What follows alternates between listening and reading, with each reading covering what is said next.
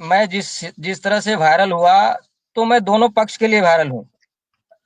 सहारा की मैनेजमेंट यानी सहारा इंडिया परिवार में सहारियन बोला जाता है, तो सहारियन के लिए भी मैं वायरल हूँ।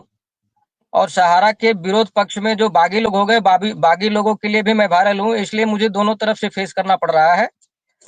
अभी पिछले 7 दिन से ऑल ओवर इंडिया में जोनल लेवल और रीजनल लेवल की जो मीटिंगें चल रही है, उसमें थोड़ा-सा हम लोग बिज़ी है। और जहाँ तक सहारा का अस्तित्व का सवाल है, बहुत सहारा की अस्तित्व को लेकर के सवाल खड़ा किया जा रहा है कि सहारा का अस्तित्व क्या है? तो मैं सर आपको बताना चाहता हूँ कि सहारा इंडिया अब सहारा वर्ल्ड बन चुका है। सहारा इंडिया अब सहारा वर्ल्ड बन चुका है और हिंदुस्तान की ये पहली ऐसी कंपनी बनने जा रही है, जब जब फाइनेंशियल सेक्टर में कोई अगर 10 रुपए भी अगर निवेश करने का सोचेगा, तो पहले वो सहारा के बारे में ज़रूर सोचेगा कि सहारा में भी कुछ रखा जाए।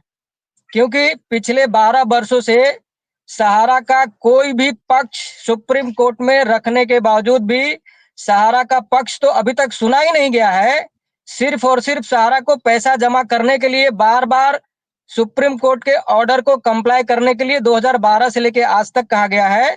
सहारा का पक्ष सुना नहीं गया है, जो कि अब बहुत जल्द सहारा की पक्ष को भी सुना जाएगा और तथाकथित जो सहारा के ऊपर फ्रॉड और चीट का जो आरोप लगाया जाता है, उसका खुलासा होगा।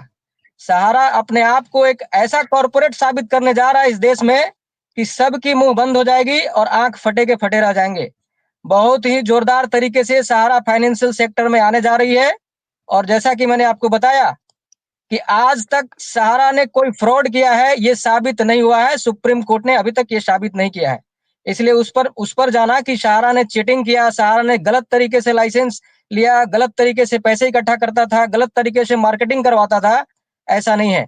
पैरा बैंकिंग को अगर आप देखेंगे, आज अगर कोई बैंक में पैसा लेने के लिए जाएगा और अगर बैंक में कैश की कमी होगी, तो सर बैंक भी आपको बोल देगा कि आज आपको हम कैश नहीं देंगे, कल आइएगा। इसलिए पैरा बैंकिंग में जहां तक लिक्विडिटी का सवाल होता है, तो जो बैंकिंग में काम करते हैं वही आपको समझा सकते हैं, समझ सकते हैं कि किस तरह से लिक्विडिटी रहता है। जहां तक नियम और कानून का सवाल है कि आरबीआई में जब थे तब अच्छा था, आरबीआई के बाद खराब हो गया, तो क्या आरबीआई के बाद रेगुलेटर के अंडर में सहारा नहीं था? क्या बिना रेगुलेटर का सहारा काम कर रहा था? तो इस पर अभी जाना ठीक नहीं है। रेगुलेटर हमेशा सहारा के ऊपर रहा है और रेगुलेटरी के अंडर में ही काम किया है।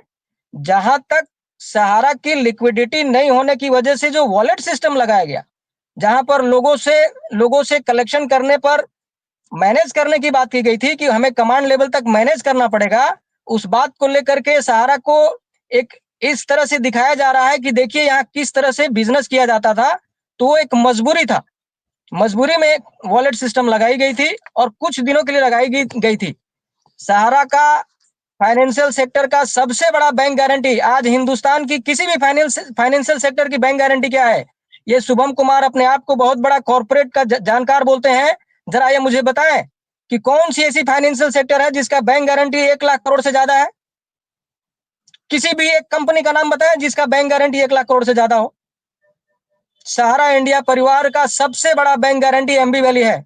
और अगर कोई भी लाइसेंस सहारा को आरओसी दिया हो, एमसीए दिया हो, या हम सहारा इंश्योरेंस सेक्टर में 2004 में ही उतर गई थी।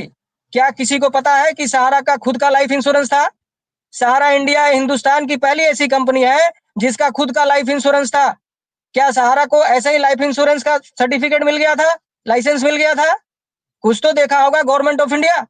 ऐसे तो सहारा को लाइफ इंश्योरेंस बिजनेस करने के लिए नहीं मिला था लाइसेंस। और 1986 से लेकर के 2007 तक जो सहारा को अवार्ड मिला है, उसको भी देखने की जरूरत है कि सहारा को इतने सारे अवार्ड कैसे मिले थे।